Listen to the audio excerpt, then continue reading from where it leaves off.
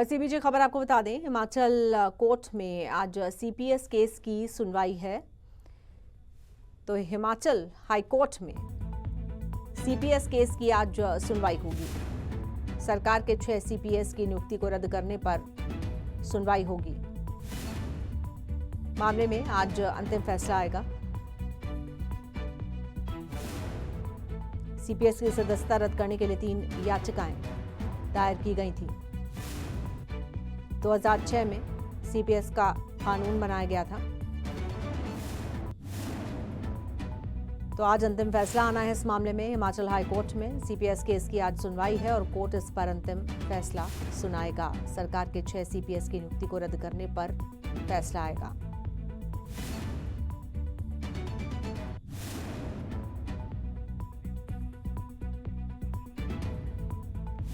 और आइए सीधे रुख करेंगे अपने हिमाचल प्रदेश के ब्यूरो चीफ अरुण उनियाल का।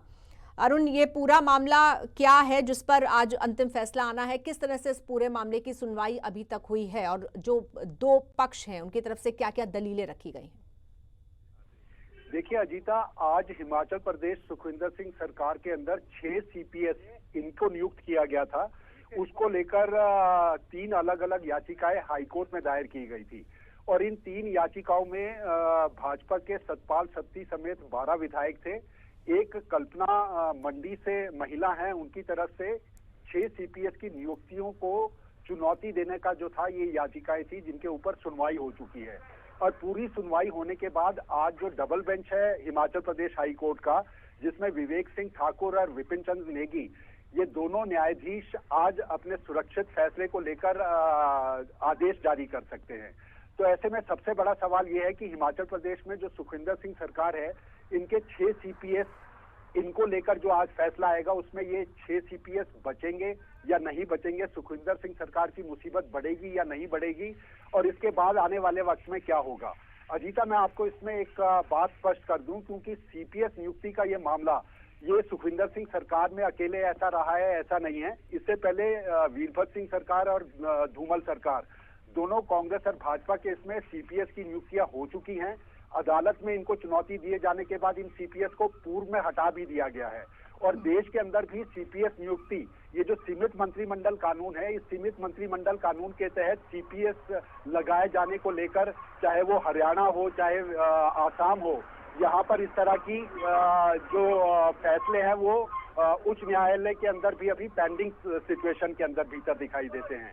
लेकिन आज का फैसला इसलिए महत्वपूर्ण है क्योंकि आज फैसला देना है ये डबल बेंच ने, और इसके बाद ये तय होगा कि ये जो नियुक्तियों को लेकर सीपीएस सुखविंदर सिंह सरकार के टाइम पे बनाए गए थे, क्या ये अपना काम जारी रख सकेंगे, क्या ये सीपीएस बने रहेंगे या नहीं बने रहेंगे।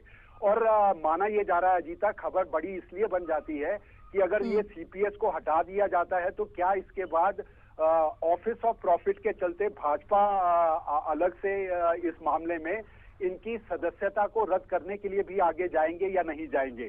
क्या सीपीएस अगर फैसला विरुद्ध आता है तो क्या ये सुप्रीम कोर्ट में जाएंगे या नहीं जाएंगे। ये तमाम चीजें हैं, लेकिन इस सबके बीच में सुखविंदर सिंह सरकार को बचाने के लिए ये जो सीपीएस और सीएस दोनों बनाए गए थे, उसको लेकर जो हिमाचल प्रदेश सरकार के भीतर कानून बना था 2006 में, पहले ये कानून बना, फिर 2008, 2011, 2013 और उसके बाद 2016 में इसको संशोधन किया गया।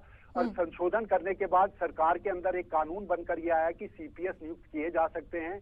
इनकी नियुक्ति के साथ इनको सैलरीज कितना दी जानी चाहिए, इनकी शक्तियां क्या होनी चाहिए। अदालत के भीतर ये सरकार की तरफ से साफ कर दिया गया था कि ये कोई फैसला नहीं ले सकते, फाइल पे साइन नहीं कर सकते, और इनको लेकर कानून है और उस कानून के तहत इनको बनाया गया है। तो बड़ा महत्वपूर्ण फैसला जिसका इंतजार आज 10 बजे के करीब ये लिस्ट हुआ था हाईकोर्ट के अंदर, अब इस फैसले का इंतजार किया जा रहा है। बिल्कुल अरुण उनियाल, अगर ये फैसला सुखविंदर सरकार के फैसले के विरुद्ध जाता है तो ऐसे में क्या प्रभाव सुखविंदर सरकार पर इसका पड़ेगा? कितना बड़ा झटका ये सरकार के लिए होगा?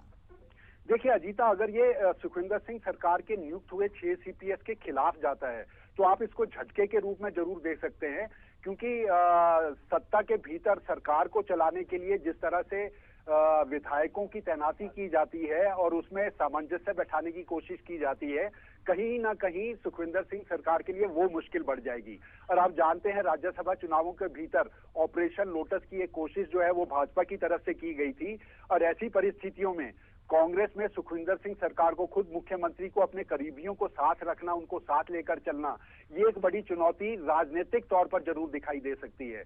लेकिन हिमाचल प्रदेश में सरकार को सिर्फ इस बात का भरोसा है कि ये जो 2016 के अंदर संशोधन किया गया था, और संशोधन करने के बाद ये कहा गया था कि सीपीएस की जो ये नियुक्तियां की गई हैं, ये हिमाचल प्रदेश के संशोधित कानून के हिसाब से की गई हैं और इनको चलता नहीं किया जा सकता, जैसे पूर्व वीरभद्र सिंह सरकार में किया गया था, धूमल सरकार के भीतर इनको बाहर किया गया।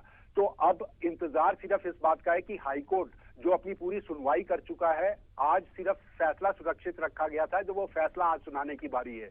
अगर ये होता है, अगर इनको हटा दिया जाता है तो संकट कहीं ना कहीं जरूर दिखाई देगा, और अगर ये इस कानून के तहत बच जाते हैं तो सुखविंदर सिंह सरकार राहत महसूस कर सकती है। जी बिल्कुल, बहुत शुक्रिया आपका अरुण उनियाल इस जानकारी के लिए, बहुत धन्यवाद।